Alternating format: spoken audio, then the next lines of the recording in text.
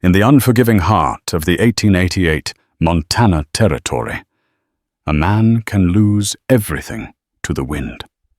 Solomon Estona lost more than most: his wife, his son, his soul. For 5 years, the only thing that grew on his ranch was regret. He was a ghost haunted by the memory of a boy's laughter.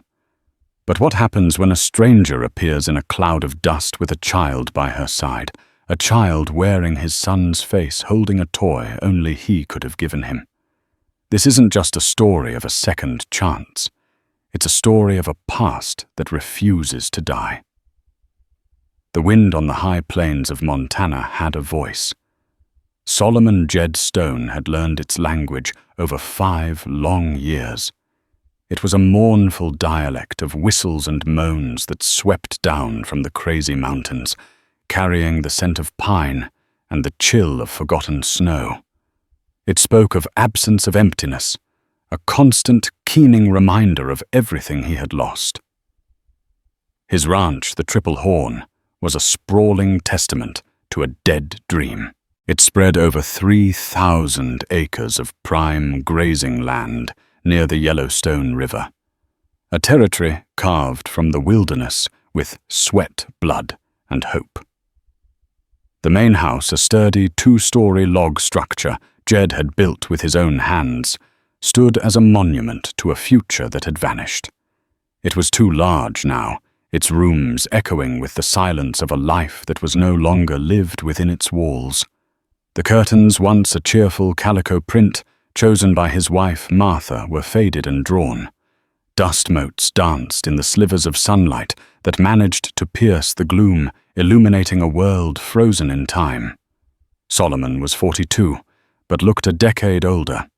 His once black hair was shot through with grey, framing a face that had been weathered not just by the sun and wind, but by a grief so profound it had settled into the lines around his eyes and the permanent downturn of his mouth. He was a tall man, broad-shouldered and strong, but he moved with the heavy, deliberate gait of someone carrying an invisible weight.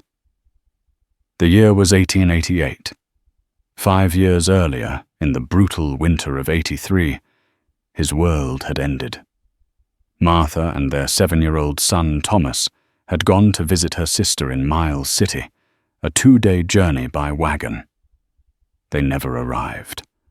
A blizzard, sudden and ferocious, had descended upon the plains, a maelstrom of white that erased the trail and swallowed the sky. When the storm finally broke, Jed and a search party from the nearby town of Big Timber had scoured the landscape for weeks. They found the splintered remains of the wagon overturned in a ravine and the frozen bodies of the horses, but of Martha and Thomas there was no sign. Not a footprint, not a scrap of cloth, not a single trace. The official conclusion, delivered with grim finality by Sheriff Thompson, was that they had been taken by the storm, their bodies likely buried under feet of snow, lost to the wilderness forever. But for Jed, that lack of resolution was a special kind of hell. It left a gaping wound that could not scar over a question that hung in the air with every sunrise and every sunset. In his darkest moments, he allowed darker thoughts to fester. The Crow and Cheyenne territories were not far, and though treaties were in place, tensions still simmered. Outlaws and desperate men roamed the vast unpoliced lands between settlements. The possibilities were endless, and each one was a new torment. He had become a recluse, a ghost on his own land. His ranch hands, a loyal but weary crew, led by a grizzled foreman named Hank, managed the cattle and the day-to-day operations. They spoke to Jed in hushed tones, tiptoeing around his grief as if it were a physical obstacle. They saw a man hollowed out his spirit, as barren as the winter landscape. He ate alone, worked alone, and drank alone the burn of whiskey in his throat, the only feeling that seemed to cut through the numbness. His only connection to the past was Thomas's room. He had kept it exactly as the boy had left it, a collection of smooth river stones sat on the windowsill. A half-finished drawing of a horse lay on the small wooden desk, and on the bed, propped against the pillow, was a small hand-carved wooden wolf. Jed had spent a month crafting it for Thomas's 7th birthday, just before the trip. The boy had been inseparable from it. Finding the wolf left behind on the bed had been a fresh stab of pain. It meant Thomas hadn't had his favorite totem with him on that final journey. One sweltering afternoon in late August, Jed was replacing a split rail on a corral fence, his movements mechanical, his mind 1,000 miles away. The sun beat down relentlessly, bleaching the color from the parched grass. The air was still the usual wind, having died down to a whisper. It was this stillness that made the sound when it came so distinct. It was the rhythmic clip-clop of a horse, steady and unhurried, approaching on the main track that led to the ranch house. Visitors were rare. Neighbors kept their distance, and merchants from town sent their deliveries with a boy who would drop the goods and leave without a word. Jed straightened up, wiping a sweaty forearm across his brow. He squinted towards the horizon. A lone rider was emerging from the shimmering heat haze. As the figure drew closer, he saw it was a woman sitting astride her horse, with an ease that spoke of long hours in the saddle. She was leading a second horse, and on it sat a small child. A knot of irritation tightened in Jed's stomach. He wasn't in the mood for company, for lost travelers or land surveyors, or anyone else who might want to disturb his self-imposed exile.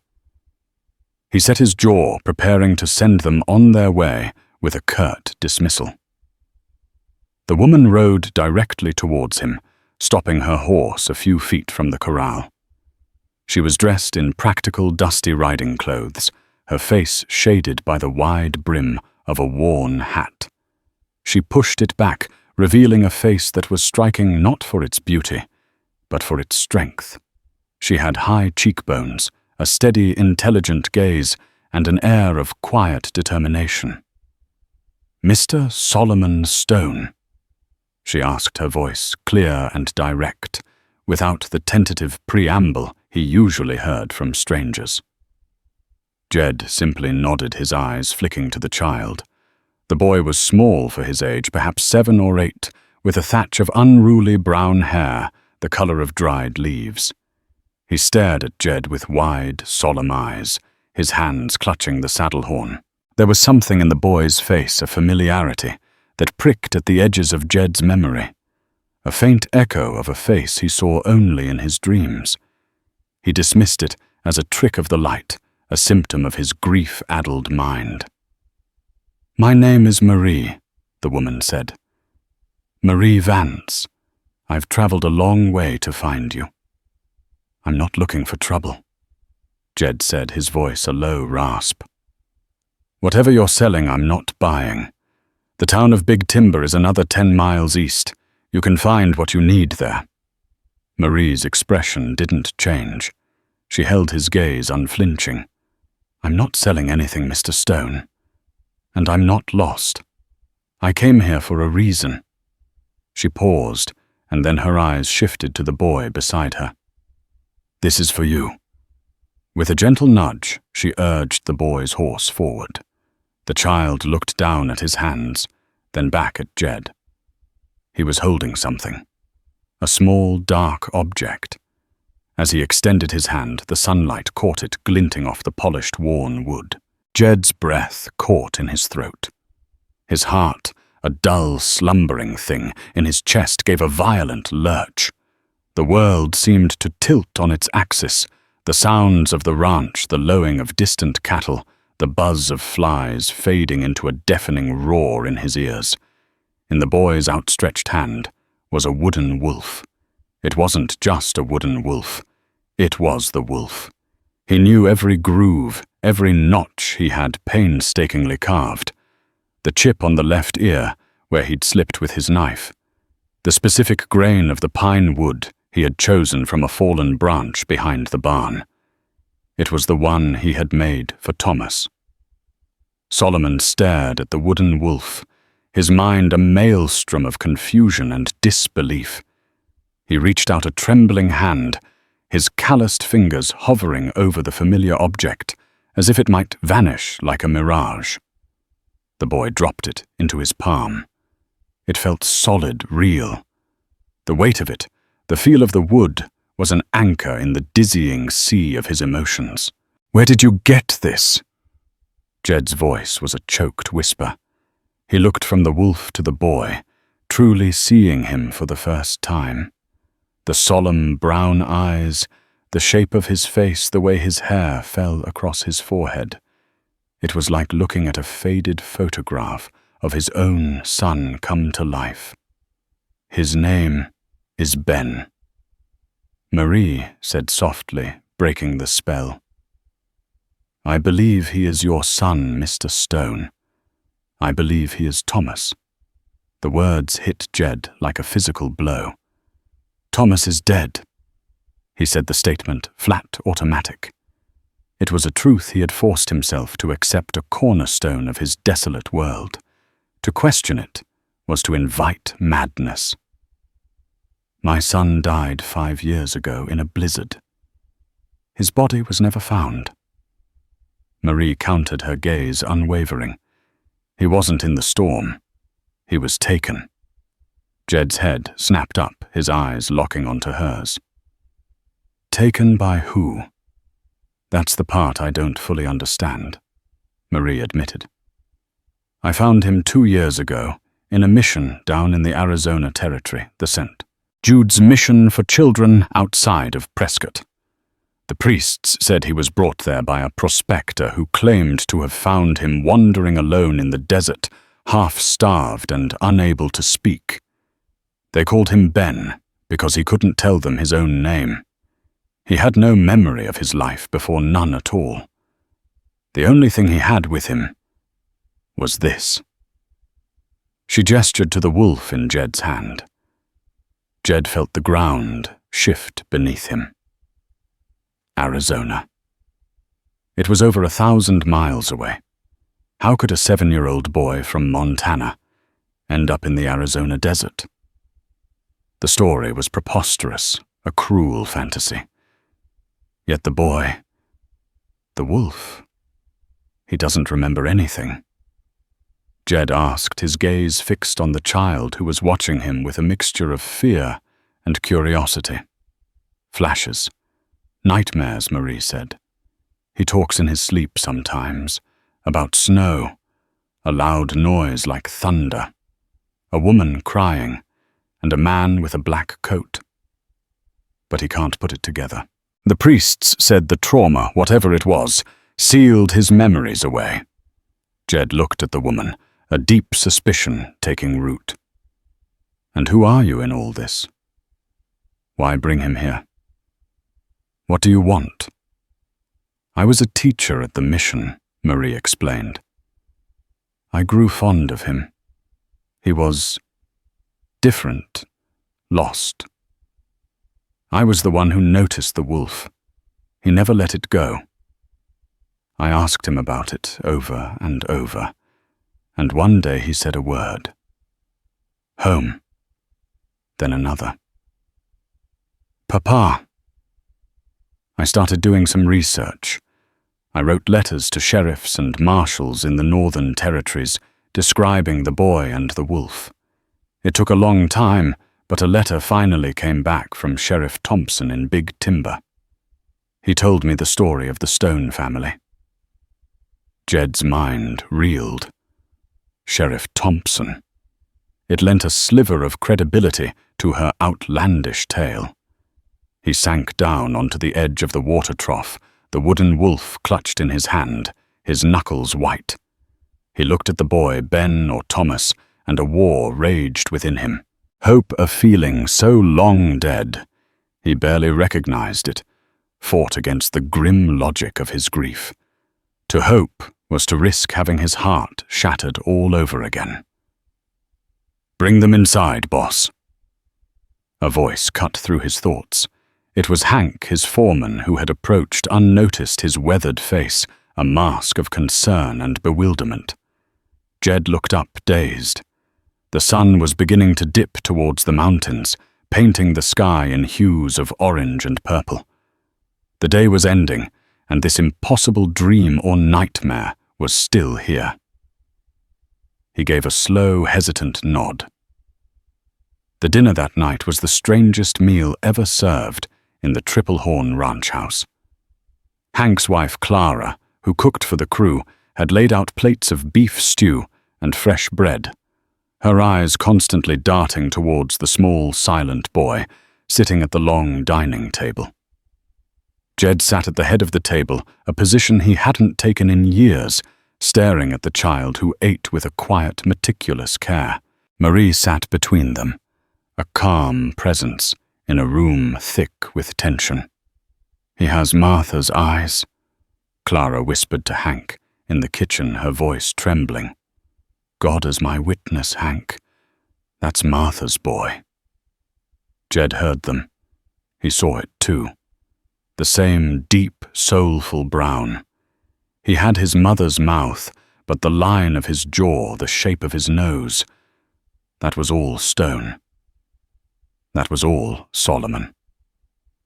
After dinner, as Marie was getting the boy ready for bed in the old nursery, the room Jed had kept as a shrine, Jed cornered her in the hallway. "If this is some kind of trick," he said, his voice low and dangerous, "if you're after money." "I want nothing from you, Mr. Stone." Marie said, her chin high.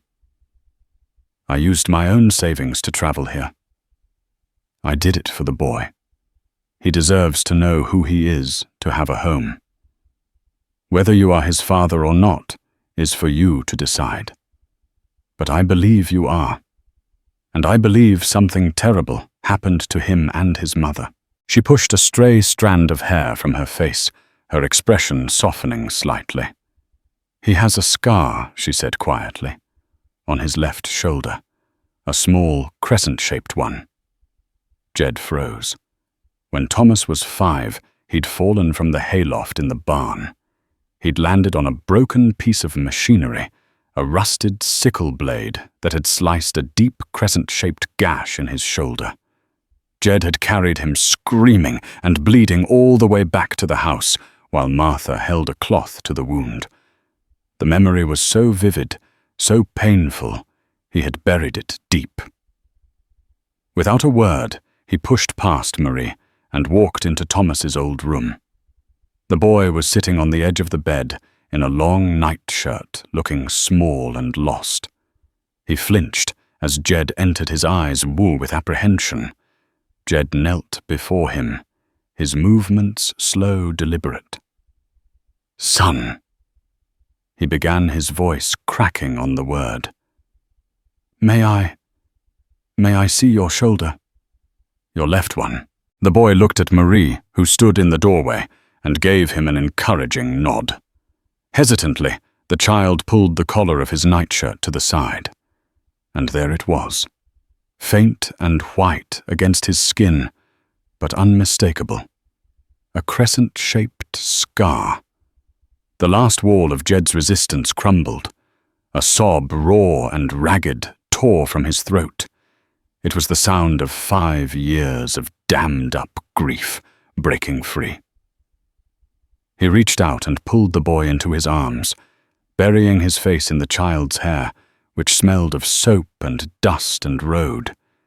He held him tight as if trying to physically merge their 2 broken selves into one. The boy was stiff at first, then slowly, tentatively, his small arms wrapped around Jed's neck. "Papa," the boy whispered the word, a question, a memory trying to surface from the deep. Solomon Stone, the lonely rancher, who thought he'd lost everything, held his son and wept. But as the tears of reunion flowed, a cold, hard thought began to form in the back of his mind. If the boy had been taken, what had happened to Martha? And who was the man in the black coat from his son's nightmares? His son was back, but the past had come back with him, and it was a past full of shadows. The news that Solomon Stone's son had returned from the dead spread through the county like a wildfire on a dry prairie. It started with the ranch hands who spoke of it in awed whispers over morning coffee. It traveled with the supply wagon into Big Timber, where it exploded in the general store, the saloon, and the blacksmith's shop. The story was fantastical, a piece of folklore unfolding in their midst. For Jed, the first few days were a blur of rediscovery. He walked with the boy he still thought of him as the boy, struggling to bridge the gap between the memory of Thomas and the reality of this quiet, hesitant child called Ben around the ranch. He showed him the creek where he'd taught him to skip stones, the barn where he'd fallen the grove of cottonwoods that held the remnants of a treehouse. The boy's face was a blank slate. There was no flicker of recognition, only a deep, watchful curiosity. It was both a blessing and a curse.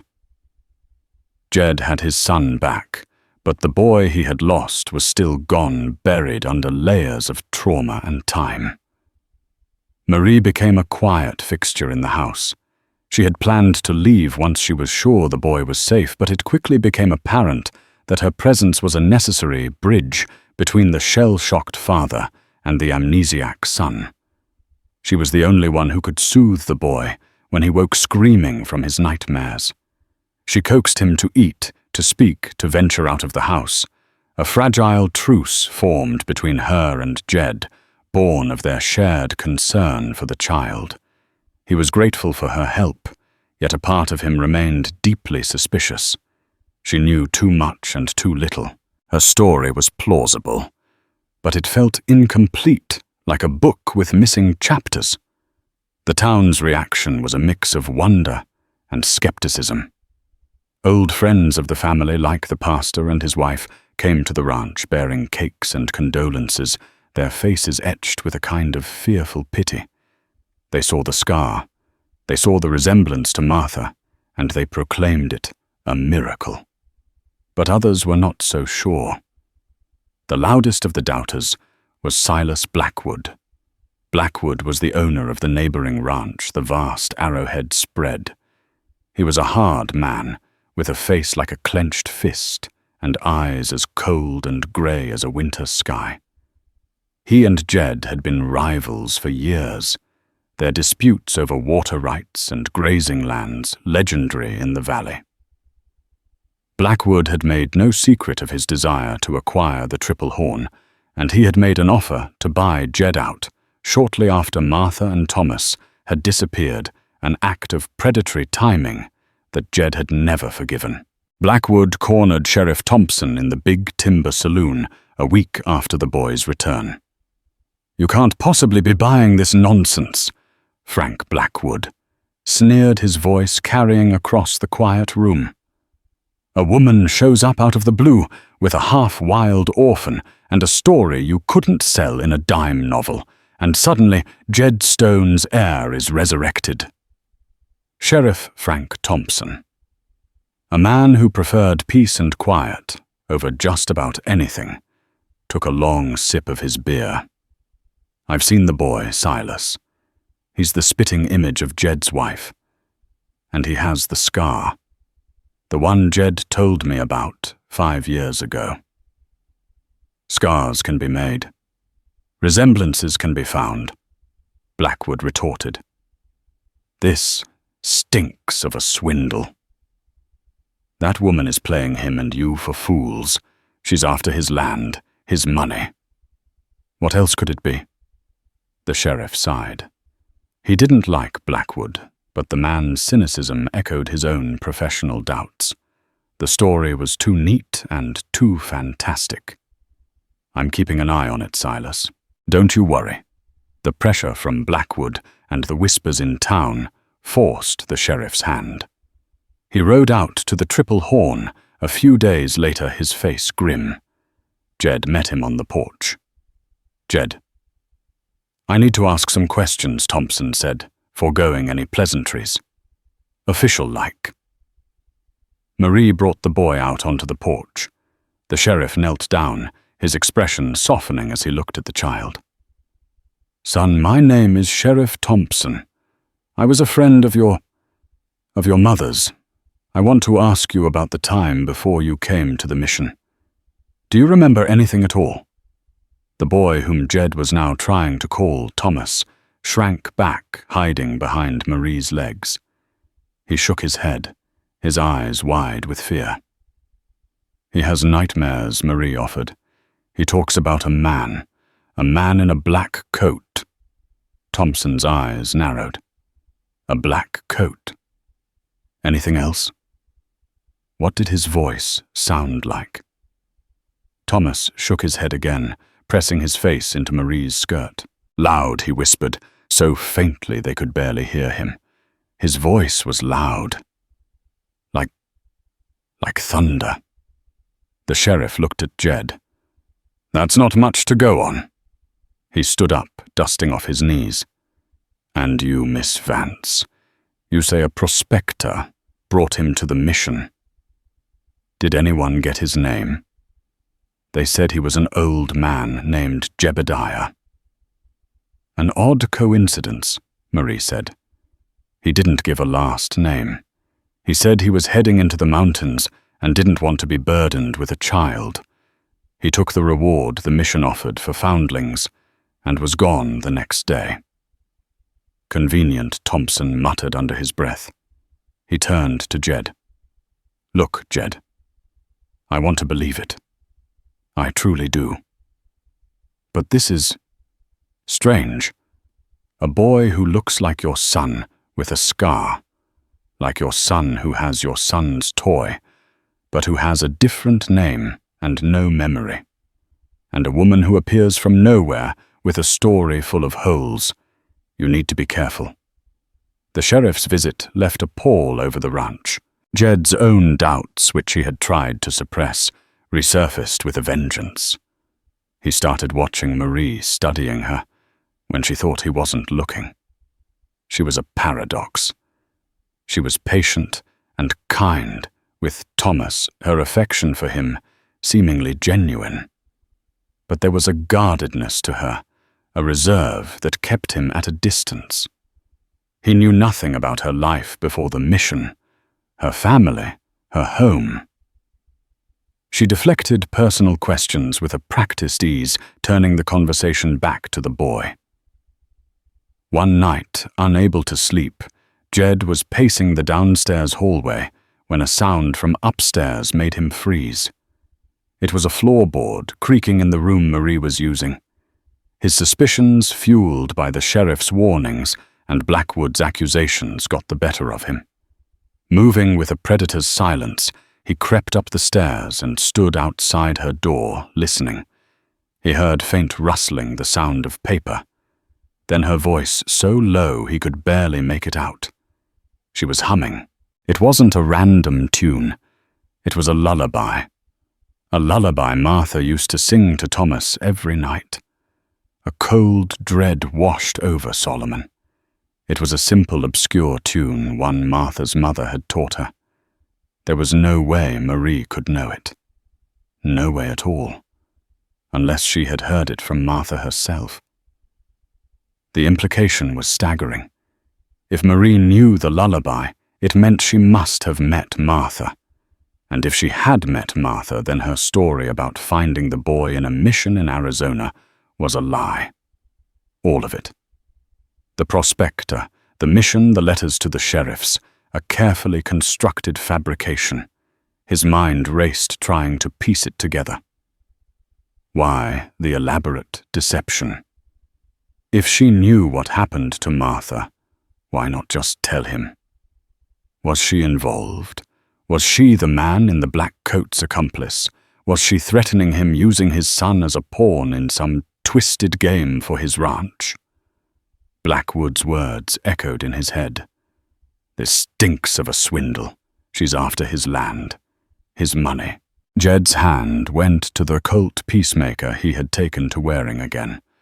His heart hammered against his ribs, a frantic, trapped thing. The woman sleeping in his house, the woman he had entrusted with his son, was not who she claimed to be. She was a liar, and if she was a liar, she could also be a killer. He backed away from the door, his mind a whirlwind of betrayal and fear. He had brought his son back, but he had also brought the past back with him, and he was beginning to realize that the past was not a ghost. It was a living, breathing thing, and it was sleeping under his roof. He had to know the truth, and he had a feeling that the truth would be more terrible than anything he had ever imagined. The discovery that Marie knew Martha's lullaby shattered the fragile peace of the triple horn. Solomon became a man possessed by a single, burning purpose to uncover the truth. But he knew a direct confrontation would be a mistake. If Marie was as calculating as he now feared, she would only retreat further behind her wall of lies. He needed proof, something undeniable. He needed to unravel her story thread by thread. He began his investigation with a quiet, desperate cunning. He told Hank he needed to ride to Helena on business, a trip that would take the better part of a week. It was a lie. His true destination was the telegraph office in Big Timber.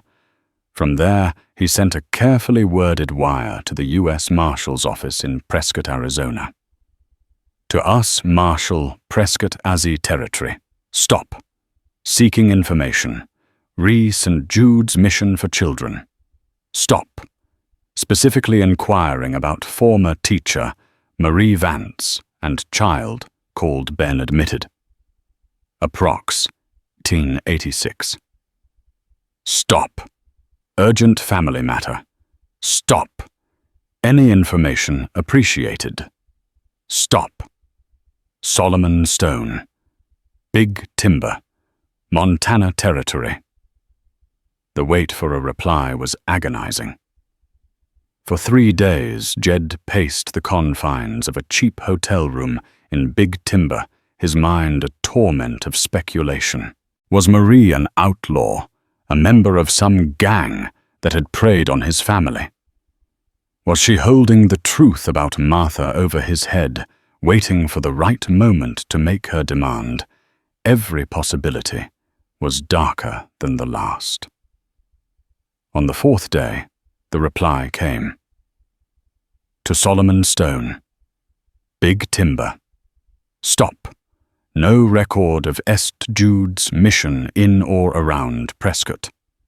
Stop. No institution by that name in Arizona Territory. Registry. Stop. No record of individual named Marie Vance in local census or employment rolls. Stop. Prescott Marshal's office. Stop. Jed read the telegram 3 times, the words blurring before his eyes. It was all a lie. The mission, the priests, the prospector, a complete fabrication. The foundation of the story had crumbled, leaving nothing but the terrifying certainty of her deception. He rode back to the Triple Horn with a storm in his heart that matched the gathering clouds over the mountains. He felt like a fool, a man so desperate to believe that he had welcomed a viper into his home. As he rode, a new chilling thought took hold. If she had lied about everything, had she also lied about the boy? Was it possible that this child who wore his wife's eyes and the scar from his son's fall was not Thomas at all? Was he merely a pawn, a carefully chosen orphan who bore a passing resemblance, the scar an unspeakable cruelty inflicted to sell the lie? The thought was so vile it made him physically ill. He had opened his heart to this child, had allowed himself to love him. If that too was a lie, it would destroy what little was left of him. When he arrived back at the ranch, he found Marie and the boy in the corral, watching the ranch hands break a new horse. The boy's face, usually so solemn, was lit with excitement. He laughed a real clear laugh as a young colt bucked and kicked. The sound was so uncannily like the laugh Jed remembered that it stopped him in his tracks. For a moment, his doubts wavered, but the telegram in his pocket felt like a stone. That evening, a thunderstorm broke over the valley. Rain lashed against the windows, and thunder rattled the log walls of the house. It was a fitting backdrop for the confrontation Jed knew he could no longer avoid. He found Marie in the main room, mending one of the boys' shirts by the light of a lantern. Thomas was asleep upstairs. He walked over to the fireplace and stood before her, his shadow long and menacing in the flickering light. He dropped the damp telegram onto the small table beside her. "The mission of St. Jude doesn't exist," he said, his voice flat and cold. "There is no mission. There is no Marie Vance in Prescott. It was all a lie." Marie looked from the telegram to his face. She didn't flinch. The needle in her hand stilled. She set the shirt aside and folded her hands in her lap, a strange resignation in her eyes. "Not all of it," she said quietly. "Don't play games with me." Jed snarled, his control snapping. He pulled the Colt from his holster and leveled it at her, his hand shaking with rage. "Who are you? And where is my wife? What did you do to her?" "My name is Marie," she insisted, her voice gaining strength. "And I never hurt your wife. I tried to help her." The boy woken by the thunder, and Jed's angry voice appeared at the top of the stairs, his small face pale with fear.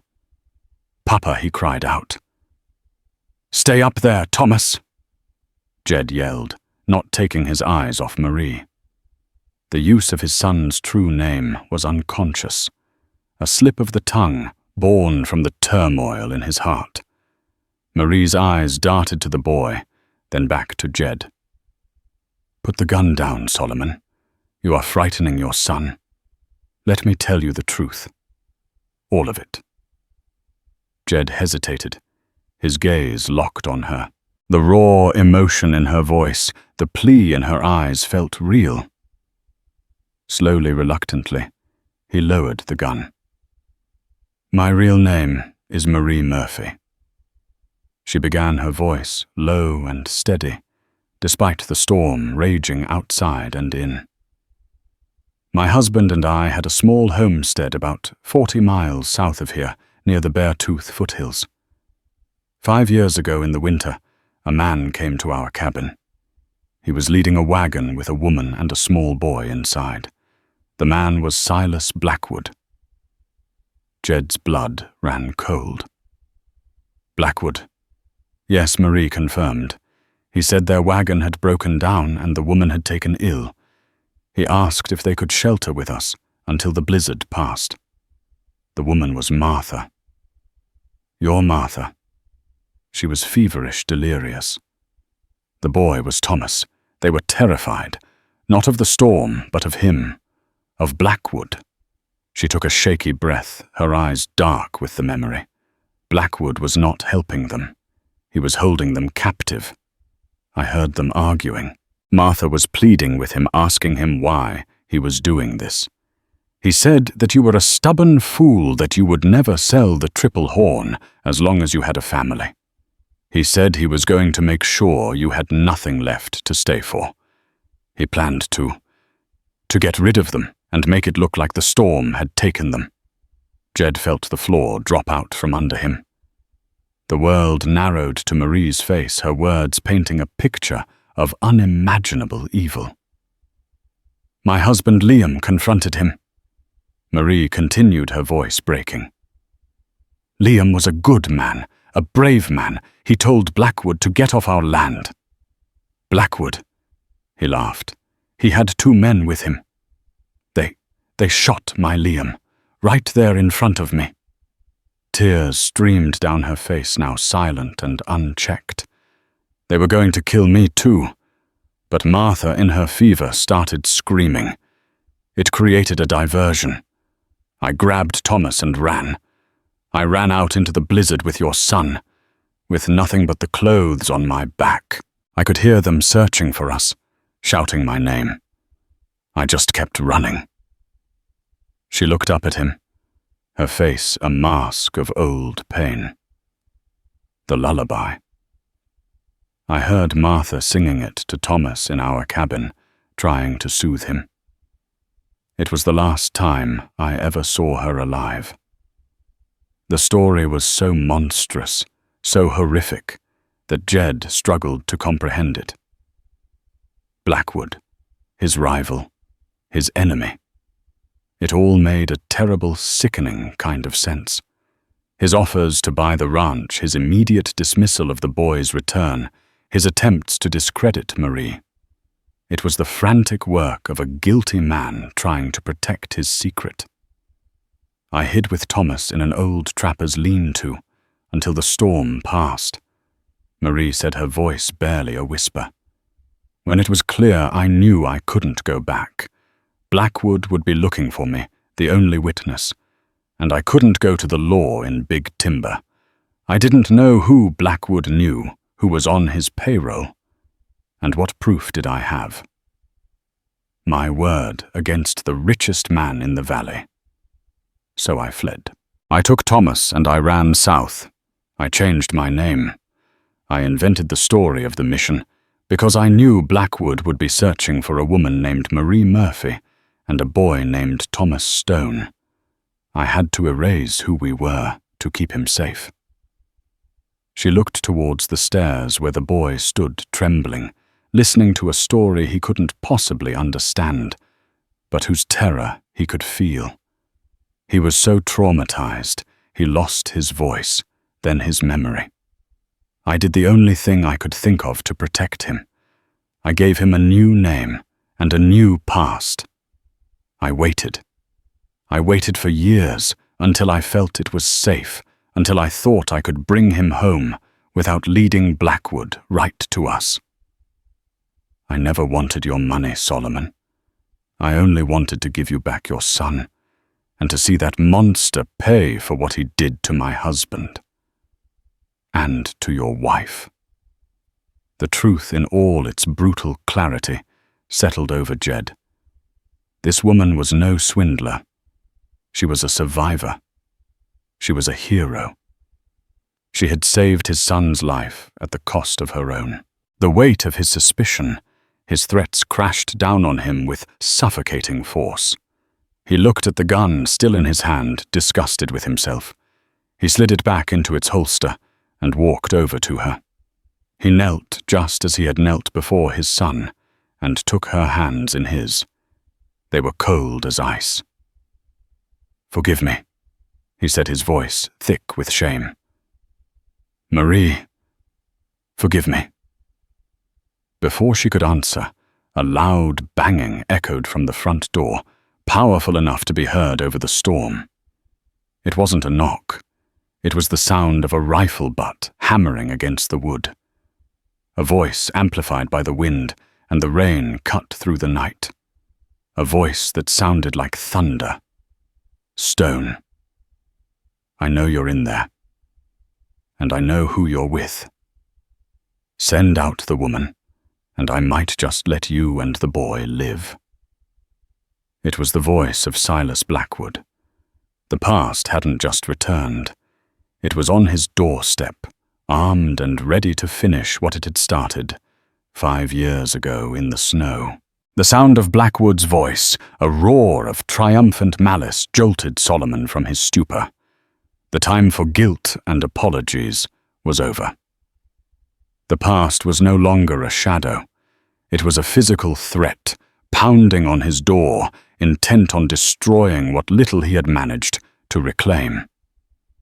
"Get Thomas," Jed said to Marie, his voice low and urgent. His mind, which had been clouded by grief for 5 years, was suddenly sharp-focused by the imminent danger. "Take him to the back of the house. Bar the door to the kitchen. Don't make a sound." Marie didn't hesitate. She ran up the stairs, her face pale but resolute, and scooped the terrified boy into her arms, whispering reassurances to him as she carried him away. Jed moved to the window, peering through a gap in the curtains. In the flashes of lightning, he could see them. Blackwood was on the porch, a large, imposing figure in a dark, rain-slicked coat. With him were two other men, both armed with rifles, their faces grim in the stormy light. They were the same men, Jed realized with a jolt, who had been with Blackwood 5 years ago. His loyal and ruthless henchmen. Blackwood must have learned about the telegram. Perhaps he had a man at the telegraph office. He knew Jed had discovered the lie, and he must have guessed that Marie would tell him the truth. He was here to silence the last 2 witnesses to his crime. "You're a coward, Stone," Blackwood bellowed, his voice dripping with contempt. "Hiding behind a woman and a child. I'm giving you one last chance. Send her out."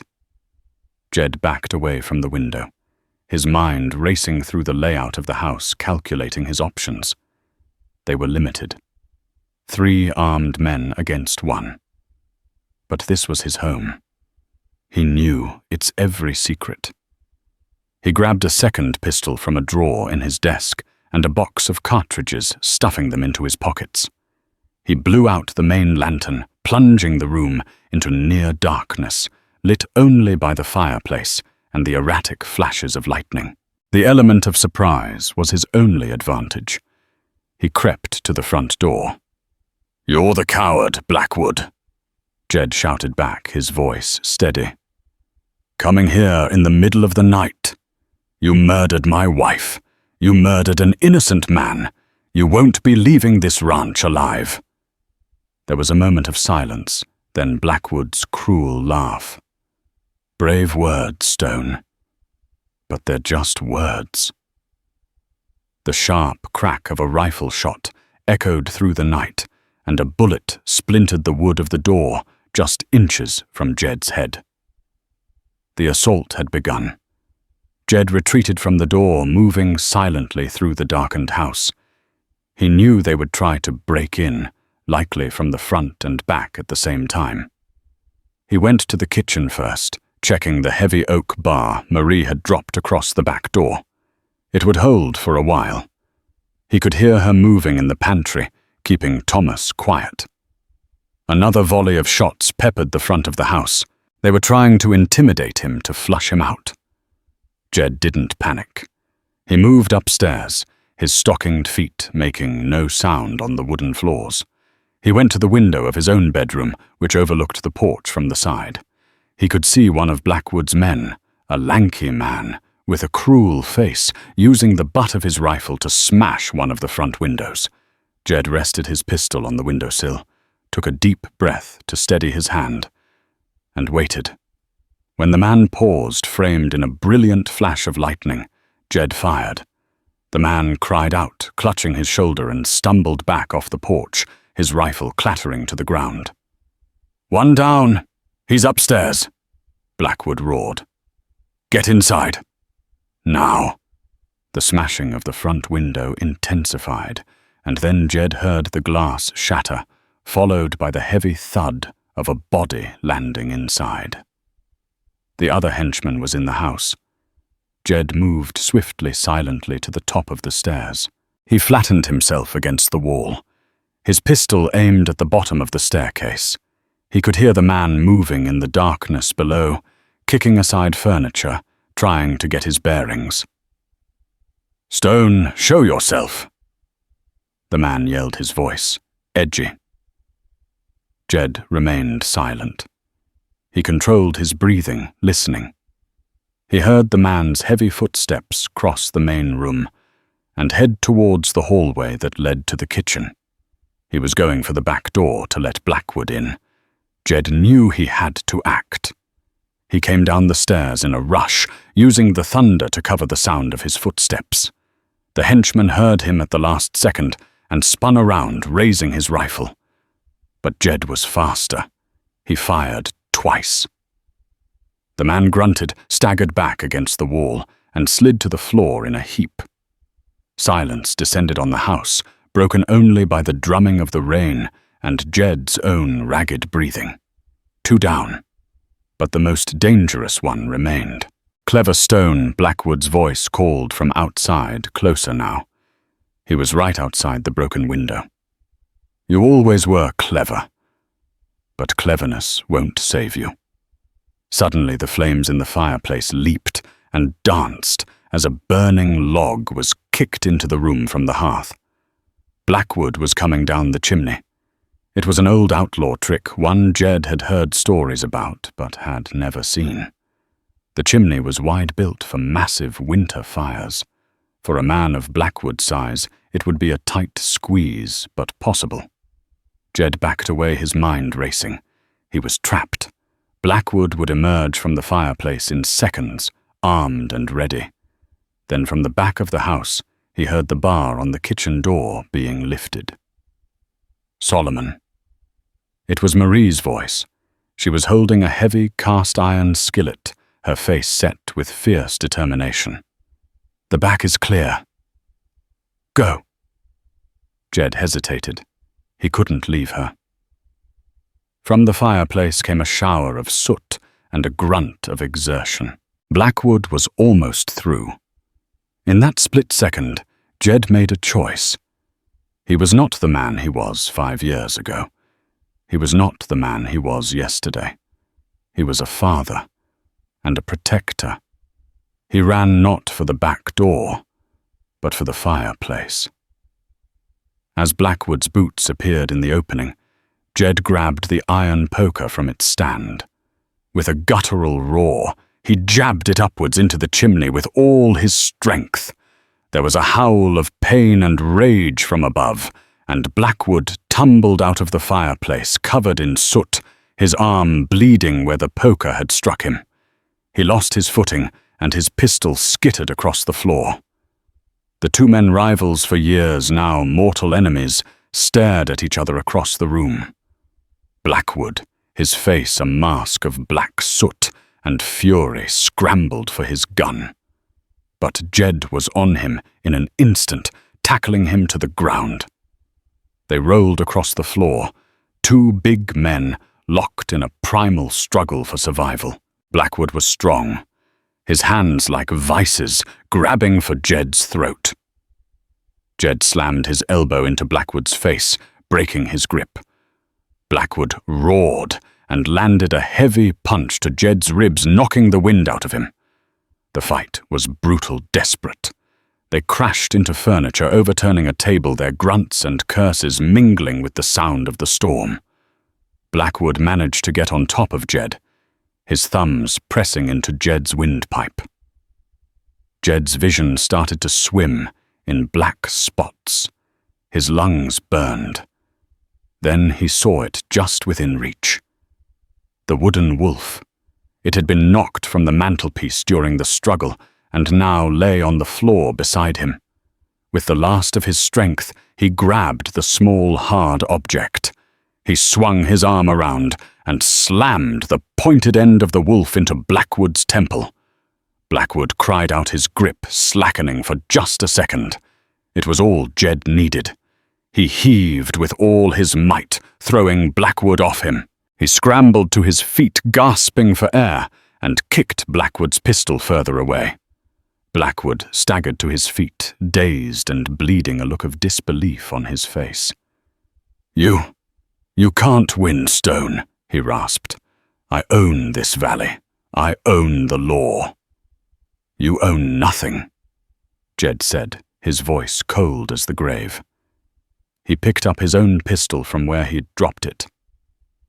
"This is for my wife." He cocked the hammer. "This is for Liam Murphy." He took a step closer. "And this," he said, his voice dropping to a whisper, "is for my son."